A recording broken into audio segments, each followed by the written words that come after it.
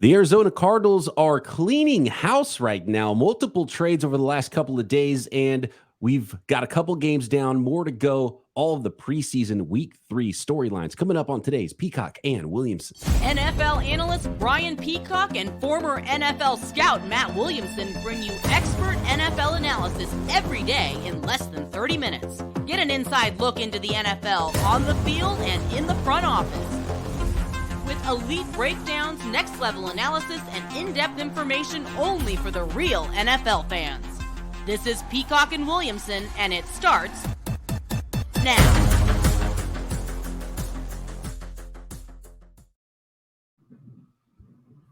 Welcome to the Peacock and Williamson NFL Show. Brian Peacock alongside Matt Williamson at BD Peacock at Williamson NFL. Thanks everybody so much for making us your first listen here on the Locked On Podcast Network. Your team every day. Big ups to all the everydayers out there. You can be one. Just subscribe on YouTube and everywhere you get your podcasts. Today's episode of Peacock and Williamson is brought to you by Underdog Fantasy. Visit underdogfantasy.com or find them on the App Store and sign up with promo code Locked On to get your first deposit doubled up to $100. All right, Matt, we got to start in Arizona where Monty Ossenfort, the new GM, is cleaning house, taking out, I don't want to say taking out the trash, but clearly there's some players currently on the roster that he didn't find a lot of value in, valuing some late round picks, and then brings in a player, which is even more curious to me because I get trading away assets. I don't want to say full tank mode for the Arizona Cardinals, but they traded away former disappointing first round linebacker / safety Isaiah Simmons. We talked about that trade yesterday, but they continued to make more moves. And I think a player that was one of the best gets so far we've seen from some of these late camp moves, and we might see some more of these trades. They're, swapping of late round picks. Josh Jones, who started 11 games at tackle for the Arizona Cardinals last year. They had DJ Humphries at left tackle. They just drafted the right tackle, potentially even left tackle of the future in Paris Johnson. They got Kelvin Beachum as well. So one of the few teams that has too many starting caliber tackles on their roster. They traded Josh Jones and a 7th-round pick to the Houston Texans for a 5th-round pick.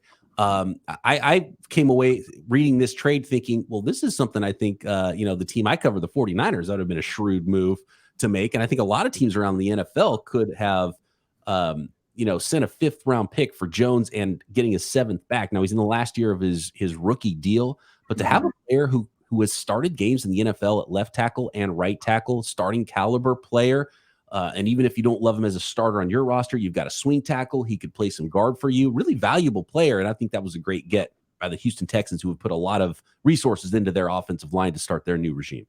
Yeah, I don't have much more to add to it. I assume he'll be the swing tackle in Houston. They got a pretty good pair there, and they're paying those guys big money, but Jones could also play guard. But they have Mason and Green there as well, and they drafted a center early this year. So you're right, a lot of resources into an offensive line, which you'd love to see if you're going to draft a quarterback high, is don't neglect the line, please. And I know the receivers and the skill guys aren't ideal, but it's easier to find them next offseason. Build a line, get some continuity. Even if you only rent Jones for the year and he becomes a free agent, you're probably going to get a decent comp pick in return. Tackles with starting experiences are valuable. So I don't even know if the Cardinals would have been better off keeping them and letting them walk in terms of draft compensation. But I assume they plan on going out and being spenders in the offseason, and comp picks aren't in their future. But this is how you tank in the NFL. I mean, no NFL player is not going to try. But if you get rid of your dudes that you think, maybe tank's even the wrong word. We've seen enough of Simmons through camp and Jones that we don't think we'll resign them after the year. Let's pave the way for someone else to play. And by the way, the Cardinals and the Texans have a pretty open line of communication, right? They made draft day trades. The Cardinals have now the Texans' 1st-round pick from last year, and Monty Ossenfort and Nick Caserio were together, I believe, in New England in that front office at one point, right? So yeah, there's some connections there, and so some easy lines of communication. They've done multiple trades already together this offseason. So interesting one going on there for the Houston Texans. Love it for the Texans. I think a lot of teams might say, man, you know what? We should have plucked Josh Jones later in the season we see some really bad offensive line play around the NFL. Tennessee. Right. So here's the one I don't get from the Cardinals is I whatever, tank mode, Cardinals get draft picks. Don't worry about winning games this year. That's your plan right now, right? They're putting together something completely new, starting fresh. It's later is more important than now for the Cardinals as far as wins and losses. But I don't get them then doing basically the same trade. I think it was the same exact deal where Josh Dobbs in a 7th went from Cleveland to the Arizona Cardinals, and the Cardinals sent a 5th back to the Browns for quarterback Joshua Dobbs.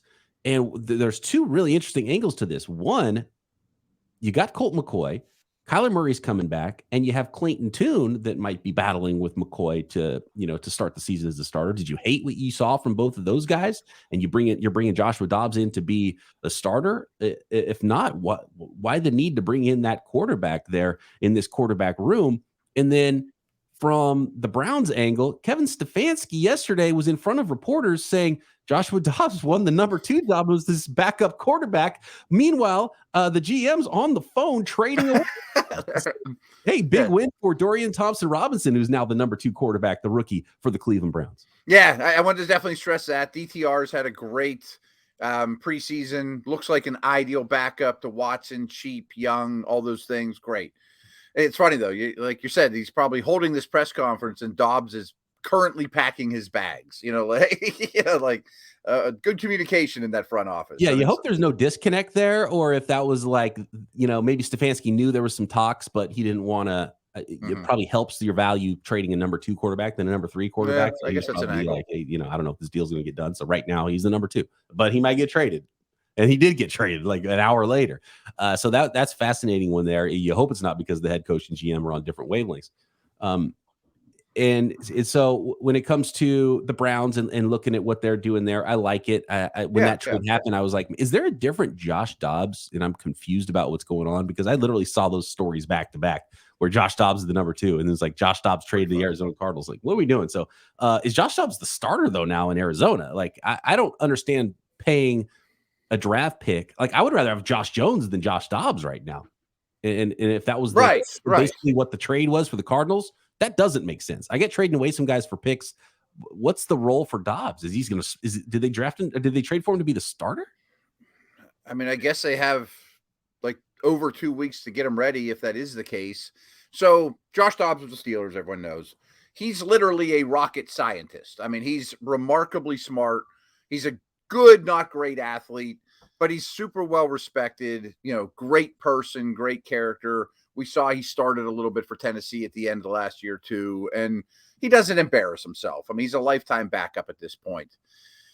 My only thoughts are, if you're sitting there going, what does Colt McCoy bring to the table for us? I mean, what do you accomplish by starting Colt McCoy? Basically nothing. And if Tune isn't close to ready, you can't put him out there. Like if he can't protect himself with changing protections and things like that. So let's try curtain number 2. But is Dobbs that much different than McCoy? Are they going to dump McCoy to someone that needs a backup tomorrow for a 5th round pick? I could see him being somewhat alluring. I assume McCoy's making noticeably more than Dobbs. Dobbs seems like an ideal Kyler backup just in terms of athleticism and leadership and those type of things. But another small little rub that might not matter because the Cardinals roster is so bad. But in order for Kyler to come back this year, he has to make the final 53. So they probably have to keep 4 quarterbacks for the final 53, which means you're cutting a guard or a safety or something.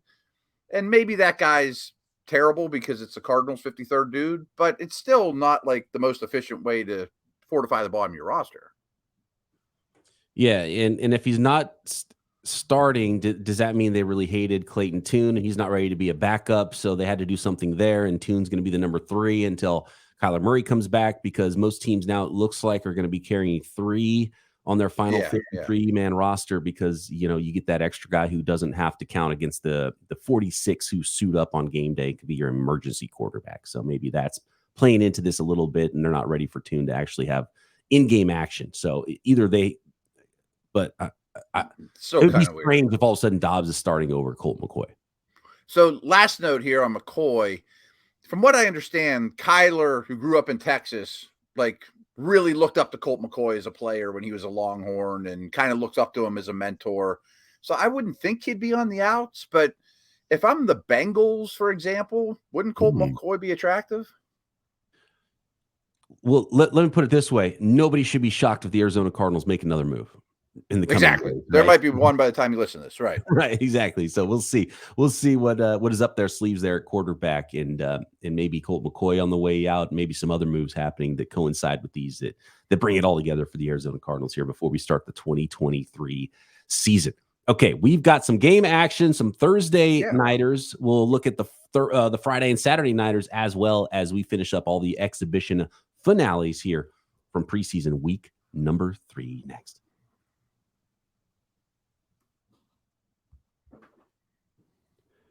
Today's episode of Peacock and Williamson is brought to you by Harry's Razors. Are you tired of spending what it costs to go get razors? No matter why you shave, Harry's has you covered for the best shave of your life at a price you will love. From their legendary high-quality razors to skin products like exfoliating face wash and hydrating lotion, Harry's gives you a premium shave without the premium price tag. I can't stand buying razors, and I always compare it to the printer model, right, where the ink costs more than a new printer, and it's possible, right? And so you can get away from that model with Harry's. They give you a premium shave without the premium price tag.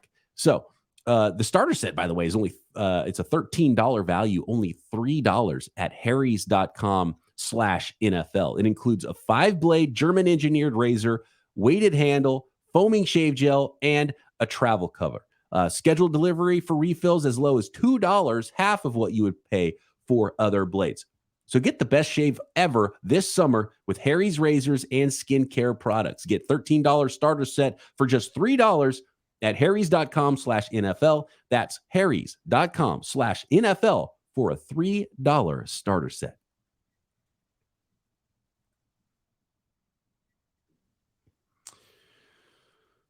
Steelers, your team. By the way, I hope you got some sleep going late night, probably 1 a.m. Not really. Post game there as the Steelers put a whooping on the Atlanta Falcons 24-0.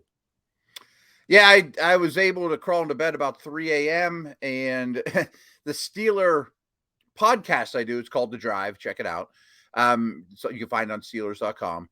But my co-host was in Atlanta and isn't flying out until this afternoon. So we both had to get up early, knock out the drive from his apartment or from his hotel room before he gets on the air. So neither one of us is working on a whole lot of sleep. So maybe I'll get a little nappy after we hang up here. But the Steelers have destroyed all 3 of their opponents. I mean, flat out destroyed. I mean, the first team offense has had 5 possessions. They've scored 5 touchdowns, and Kenny Pickett has a perfect passer rating. That being said, they played the Bucs, the Bills, and the Falcons. The Bills played their ones. They didn't play Von Miller, but Josh Allen, all their guys were out there. But the Bucs, and especially this Falcon team, couldn't have fielded a worse group of players. Like, I don't understand it at all. Like, at least the Bucs played Mayfield. You got 17 days until opening day. You don't think Ritter could use some snaps? Like, I don't understand the logic at all. And it wasn't even close to a competitive game. So this is what's tough for me because I was watching this game and it was like, oh, this is not even fair. And I totally agree with you. Get Ritter, get the ones out there, like some Bijan Robinson, sit him down, right? Yeah, Calais Campbell, sit him down. Right. But get Ritter, your young quarterback that you're trying to develop some more work and get him ready for his first full year as a starter in the NFL and get him some work against some ones, right? That I understand not wanting to get your guys hurt, but get your guys ready for the season. On the other side of things, it's hard to take all the good that you see from the Pittsburgh Steelers away from this because of what they were playing against in this one. For example, Kenny Pickett, I thought was awesome. I mean, he was dropping dimes out there. Right. He was only 4 of 4, but 2 really big throws. 1 to Pickens, which seems like that's a really nice connection because Pickett trusts Pickens, and Pickens can go up and get any ball. Like, he might be the best 50-50 ball guy in the league now. Of all apologies to DeAndre Hopkins, who was that guy for a long time. He's remarkable. Yeah. And then he dropped another one too. I think it was Deontay Johnson on the on the other sideline. Yeah. And they were the least explosive offense in the league last year, right there with the Bucs. And they're knocking out explosive plays every drive. I mean, it's all the things you look for. Like, you didn't see it as much in this game, but they were terrible throwing over the middle last year. They're throwing over the middle extremely well in the preseason. Like, all the things you want to see. Pickett's unbelievably comfortable now. Leader, the line's mashing people. Jaylen Warren's ripping off long runs. I mean, it's crazy, but the level of competition's bad. Back to the Falcons real quick, though. Like, maybe I'm just so old school Steelers. Like, there's no way Tomlin, Cowher, or Chuck Noll would have just rolled out the threes and say, go block TJ Watt. I mean, they just got it. I mean, like, how do you build culture asking third string right tackles to block TJ Watt? And then you just, at home, you get embarrassed. You walk in the locker room with your head low. Like, how do you build something from that? I just don't understand the logic. I think the quote from Mike Tomlin after the game was, you don't become a boxer without sparring. Yeah, that was one of those. Clearly two different, viewpoints from those two coaching staff going into this game. Are we going to see a new streak here from the Pittsburgh Steelers? I think they're the leaders now, aren't they? Yeah. Which I kind of hate. I don't want to ever deal with that because they honestly don't care that much. So the Ravens cared, but yeah, now we're gonna have to deal with that for going into the next season. They have the longest streak. Blah, blah, blah, blah. So Matt, can we pencil in a year 2 breakout for Kenny Pickett? Yeah, I'm starting to believe, man. I don't blame you. I mean, just to say I'm not a homer, I've done 15 best ball drafts. I would give or take. My most owned player is Kenny Pickett. So I'm putting my money where my mouth is, like in terms of he's not going to throw 9 touchdowns or whatever this upcoming year. I mean, like they're playing really well and he's extremely comfortable. And I'm very biased because I'm around him and the team all the time. But the thing I've been saying over the last week or so is it used to be expectations for the Steelers were, man, it'd be a really nice year if they could get in the playoffs in a really tough AFC. And what I've been saying is they don't see it that way, and maybe we shouldn't either. Like they don't see themselves, oh, I hope we get in the playoffs. We can hang with anybody. And I'm not saying they're better than the Chiefs. I mean, they're not, of course, but they're pretty good. and look, with Pickett, I know it wasn't the number ones on the other side, but a dot throw is a dot throw, right? And he had a couple of those. So that was fun to see. And now I think the things that get a little bit more difficult is, running backs, Anthony McFarland and Jaylen Warren look great, but who are they going against? So that gets a little bit more dicey, I think, from that game. But even like the Calvin Austins that you like and Washington, and they don't even have to start Broderick Jones yet. He's going to work his way in slow. Like they're really deep on both sides of the ball. Keanu Benton, Herbig, the whole draft class is very impressive. Oh, so Austin's just fast, and I've loved watching crazy, him. Yeah. I love his college tape, and I was a big fan of his coming out, and I was a little worried about how his rookie year went and how early he was put on IR. It didn't seem like that, that difficult of an injury to come back from that season. But seemed like Tomlin was pretty pumped about that kick return he had, taking it across midfield, and he's just dynamic. So fun little weapon there in Pittsburgh. But Herbig is the one I want to highlight because, of course, kind of tweener, stand-up rusher, ends up in Pittsburgh, and it's like, oh, no, they found another one, didn't they? They did. They absolutely found another one. I just wrote an article about it. You can find it on dksports.com, and it's free now. That used to be a pay site. And it's the same. He was the exact same guy in Wisconsin, just extremely productive per pass rush snap. He has 3.5 sacks in 3 games against backup tackles, but he was giving the Steelers starting tackles all kinds of problems. And another Wisconsin guy, but he's got a brother on the team. I mean, he's been friends with the Watts forever. You watch him in camp, he's like TJ Watt's shadow. He like if TJ Watt puts a stick of gum in, I'm putting a stick of gum in. It's crazy. All right, one more game. One more game from Thursday, and then we'll get to this one because the Friday and Saturday slate. Anthony Richardson, his stats to me do not match up with what I've seen from him on the field as a prospect and as a potential NFL quarterback, because he's completed. Let me get this right.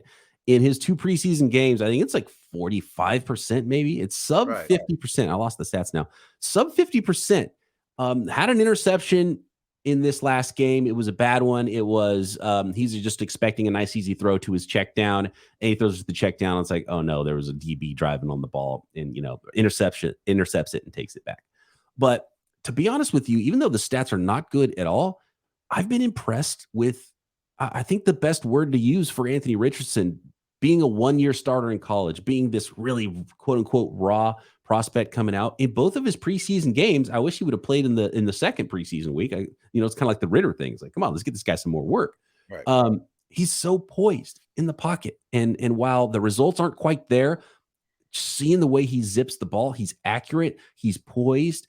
He's not he doesn't bail out of the pocket too early, although you can see him escape the rush. So he doesn't he doesn't elicit more sacks, which young quarterbacks can do, especially that are athletic. So he uses his athleticism well to escape, but also gets the ball out while he is in the pocket.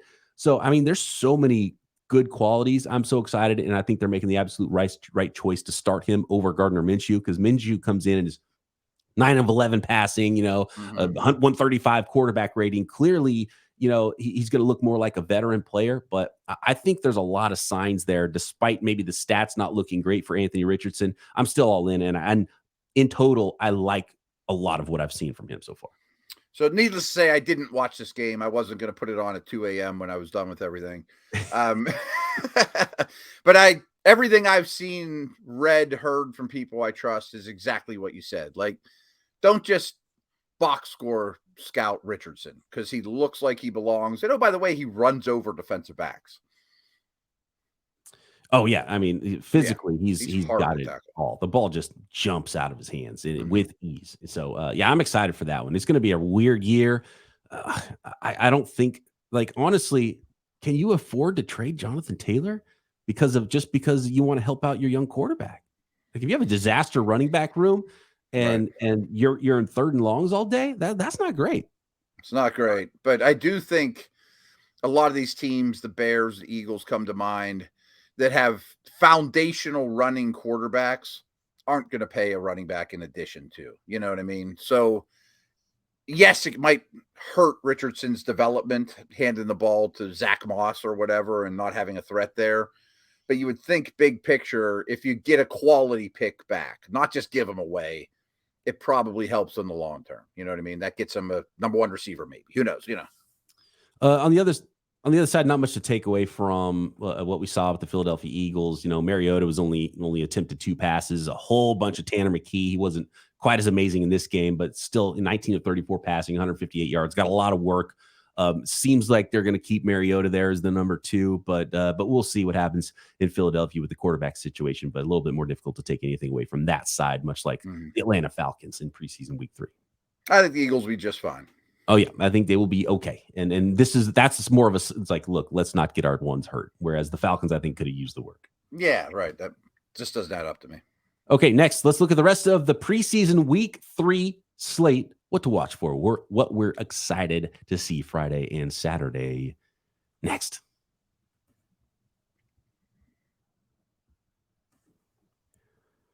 Today's episode is brought to you by Underdog Fantasy. I'm a couple of Underdog Fantasy best ball drafts in, man, and it's so much fun to do the best ball. Grab Pickett while you can. I'm telling you. I'm not sure if Pickett even got drafted in my last draft. Like, you can get him late. You can get him cheap. You can get him nearly free right now. So yeah, get in before the hype starts to grow on him. And my quarterback tandem in my last draft is pretty good, though. I got Fields and Aaron Rodgers. I'm feeling pretty good about that one. But, August is here, and this is the time. It's official draft fantasy football drafting month. So get championship ready for your home leagues by trying out the best ball on Underdog Fantasy. And they've got the Best Ball Mania tournament. The largest fantasy football contest of all time is back, and even bigger, with $15 million of total prizes up for grabs, including an absurd $3 million going to the winner. Visit UnderdogFantasy.com or find them in the App Store and sign up with promo code LOCKEDON to get your first deposit doubled up to $100. That's Underdog Fantasy, promo code LOCKEDON. So, BP, we got 3 games tonight. Lions at Panthers, Patriots at Titans, and, of course, your Chargers or your Niners are hosting the Chargers. Do you just want to do a segment on a couple of these quarterbacks? Like, Bryce Young, to me, is really interesting. Willis/Levis is really interesting. And I guess we should get your team out of the way. Is Lance going to play? Like, what happens to Lance tonight? So the Lance stuff seems weird and up in the air. Very, And John Lynch and Kyle Shanahan both spoke, and they both said without saying that they're listening to offers for Trey Lance, but the plan is to keep him right now.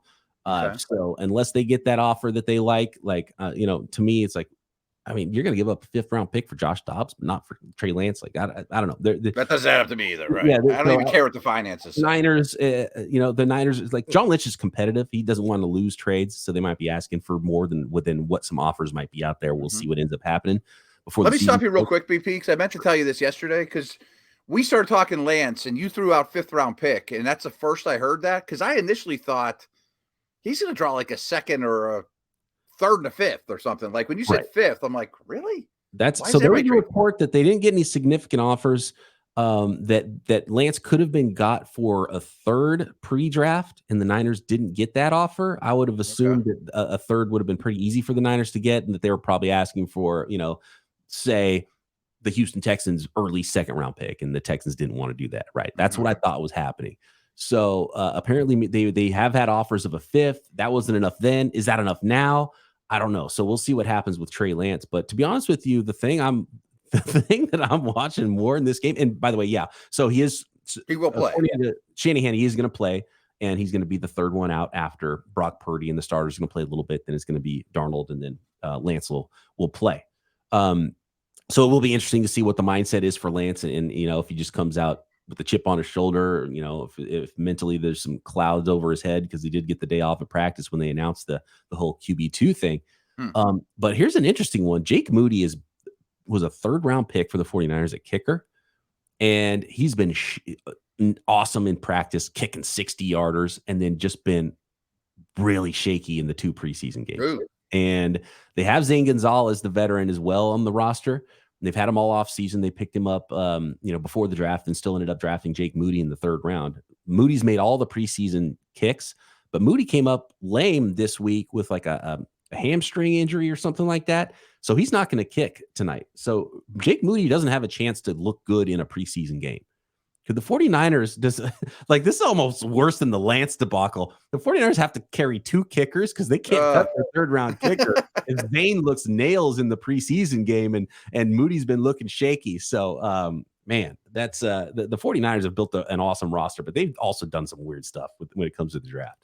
No doubt. Okay. I just wanted to know if Lance was playing. I'm definitely going to watch him every snap. He'll be playing, and I don't know if it's, it'll be like, the full second half or something, but he'll come out 3rd.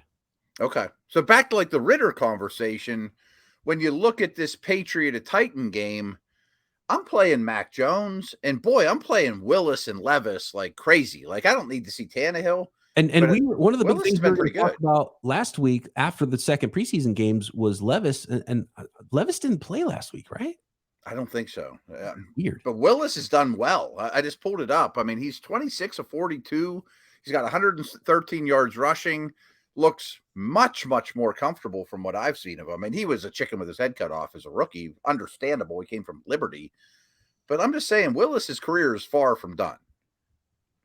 With that game, too, Patriots-Titans from a fantasy perspective, obviously the Patriots brought in Zeke, but then on the other side, who's the 2 behind Henry? Is it Chestnut or is it Tajay Sharp that they recently drafted? Spears. Yeah, I call him Tajay Sharp too. Tajay Spears. I've been drafting Spears late in best ball too on Underdog. I mean, he looks great from what I've seen of him. He's very dynamic. Their slot receiver Phillips is hurt. I don't think Burks is playing and is questionable for week 1. I've been scooping up a lot of Chig too. I think Hopkins might be done too. By the way, Chig, I mean, he's number 1 and he's on all my best ball leagues. I love Chig. He's the best tight end value, I think. Baller I kind of like too. But in that same best ball league, my latest best ball draft that just finished, I think last night or earlier yesterday, I talked about my quarterbacks. My tight ends are George Kittle and Chig. And nice. I love that. Yeah. Love it. Yeah, I'm getting him everywhere too. Last nugget too, I guess, is this Carolina game. The O-line, their first game, they played the Jets, and the Jets front is basically as good as you're going to get, and it's deep. So the fact that their O-line was a disaster, and the Jets had already played the Hall of Fame game and been in camp longer, I'm like, they'll get it right. Icky will be fine, blah, blah, blah. Their line stinks. And by the way, Josh Jones was available. He's not anymore. Yeah, right. He's I mean, you were protecting a different rookie quarterback. Yeah, exactly. So I don't know how to judge Bryce Young so far. I mean, he really has not had an opportunity to look good. It might be a tough go for him. Yeah. So, but definitely, more clues, and it'll be fun to watch him for sure on Friday night. Last note about wouldn't break my heart at all not to have a Panther in fantasy either. Yeah, it's going to be tough. Rough. It's going to be tough. Yeah. I think Thielen's going to be the high target getter, in my opinion. We'll see what happens there. By the way, Chargers, 49ers, Trey Lance, and on the other side, Easton Stick battling for that QB2 spot for the Chargers. He was the starter at North Dakota State before Trey Lance was. Yeah. And Trey Lance, when he came out at his pro day, had a QBU t-shirt. I actually have the same t-shirt. That might be my last chance to wear it tonight for the 49ers game when I go live on Locked On 49ers. But Easton Stick, Trey Lance, Carson Wentz from North Dakota State. Easton Stick right now is the highest on an NFL depth chart as the backup for the Chargers going into this week. Lance is QB3 in this game. Carson Wentz is on the street still right now. He's not even signed. He's not even on a roster, right? So that's an interesting development from QBU now and those North Dakota State quarterbacks. Very different look than it looked in 2021 for those guys. I never would put two and two together on that, but it is amazing that program could have 3 picks in a row, 2 of them extremely high. And I hate scouting the helmet, but none of them are exactly living up to it. Let's go through this. We are going to see the ones with Justin Fields and the Bears. Remember that Bears-Colts game. They didn't play the ones, so we're going to see the ones with the Colts and the ones with the Bears this week. So it's going to be a fun tune-up there with the Bills and the Bears. I think in that one, a lot of these, it's like kind of quarterback centric today on the podcast, but Jordan Love, one more tune up there for the Green Bay Packers against the Seahawks, I think is one of my favorites. What are you looking for with this Saturday slate, Matt? Love's a good one. I don't know if we've given Love enough time. We kind of just gave Pickett some props. I think Love is another one that I'm banking on to be a good player. Like, again, I'm not saying he's the next Joe Burrow or, he's going to be better than Rodgers. I'm warming up to Love being a good player. His situation is so much better than a lot of the quarterbacks that are unknowns right now too, because if he doesn't have to be amazing. If he's just pretty good, oh, cool. He's looks like a starting NFL quarterback. That could be enough to win the North. Could be. I'm strongly leaning to picking the Packers to win the North, and I probably will put a couple bucks on it because I'm sure it pays off pretty well too. It's easy to forget a quarterback that's just kind of not been around, and we just haven't seen a lot of love, and it's been so long that you think, he must not be good. But, there's a Hall of Famer in front of him. Absolutely. But I am curious how everyone collectively, how the league handles week 3, because, a lot of the big-time quarterbacks are playing Saturday.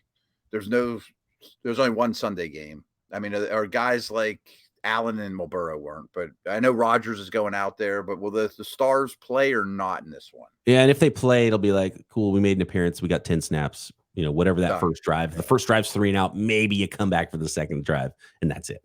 So we get together again on Monday, of course. My hunch is, I hope there's no injuries to talk about, but my hunch is there'll be more to discuss with Arizona trading people for 7th round picks, those type of moves than what happened on the field the next couple of days. And Jonathan Taylor, there's multiple teams that have made official offers to the Colts. The most talked about being the Miami Dolphins. So far, the Colts haven't liked enough of those offers. So the Bears potentially were one of those teams as well. I read, which was one of the teams you brought up as maybe a dark horse team. So Herbert the third. Who says no? I'd like to get Herbert if I were the Colts. That might be one of the better offers. I think he ends up in Miami still, but we'll see. There's some negotiations going on. So there's going to be a lot to talk about, and we'll break down everything we see from all of these games, from preseason finales around the NFL when we reconvene next time right here, Peacock and Williamson.